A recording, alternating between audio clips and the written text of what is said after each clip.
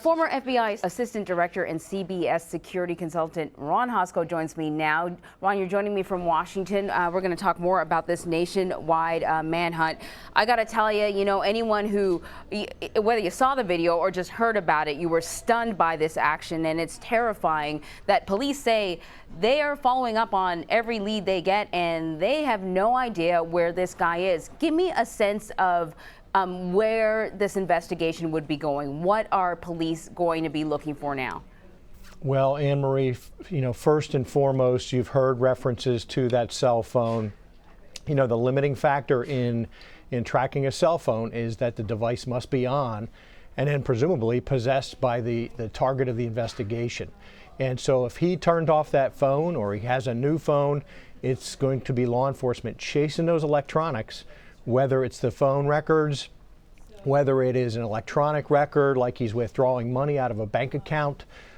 They are going to be chasing those leads very aggressively. One of the other things that they're going to be doing is looking at a pattern of life analysis to understand where is it that Mr. Stevens has gone in the past, who does he associate with, who are his friends and confidants, to see if there's a way not only to reach out to him and see if they can start a negotiation to get his surrender, but also see where he goes. Where does he spend his time to start to concentrate their efforts in those places? Yeah, I found it very interesting that the police chief in particular was playing it very close to his chest. We had heard about this report, as you mentioned, but people might not know about it because they didn't bring it up in the press conference, the report that perhaps his cell phone had pinged in the Erie, Pennsylvania area. Right. We're also hearing that some family members, people who worked with him, talked about him, that he was under stress, that he had mentioned to his mother that he was saying, she saw him over the weekend and he was saying goodbye for the final time or something along those lines.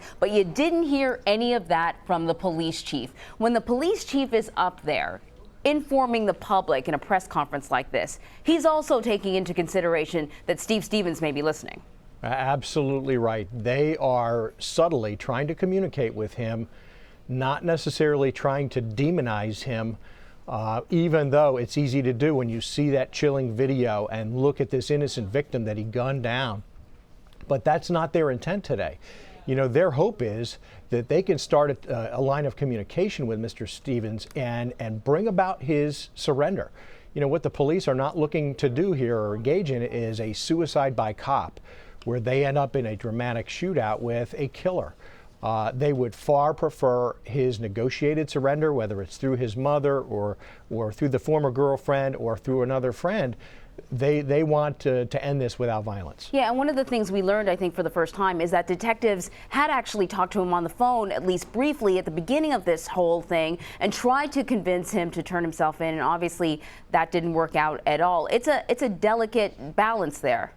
It really is. You want to build that rapport to the extent you can, and it could be that at that time of that first encounter, he was really spinning out of control. It does sound like he has encountered a range of emotions from his own sense that he's a victim in some ways, that he failed in a relationship either with his mother or the girlfriend or in some other relationships, that he had been a target for abuse in the past. Somehow, what the negotiators would try to do is get past some of that and start a conversation with him that is productive, and productive means ends up in his surrender. Right, exactly. What do you make of the fact that this murder was posted on Facebook? It was up for several hours. What sort of impact do you think that has on this investigation? Well, so much of our world in 2017 seems to be lived online by people who are posting day-to-day events, moment by moment, some folks. This is a way of saying, look at me, look at the power that I have, at least in that moment. Whether it's a part of it is a cry for help, a part of it is anger.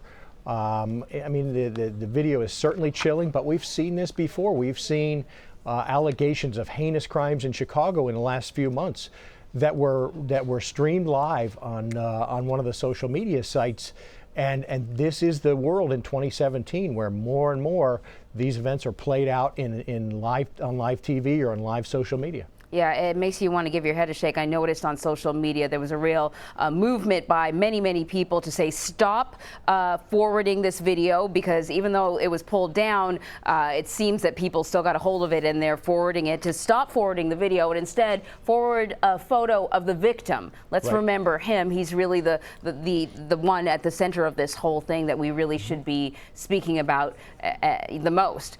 Ron Hoskell, thank you so much for joining us. My pleasure.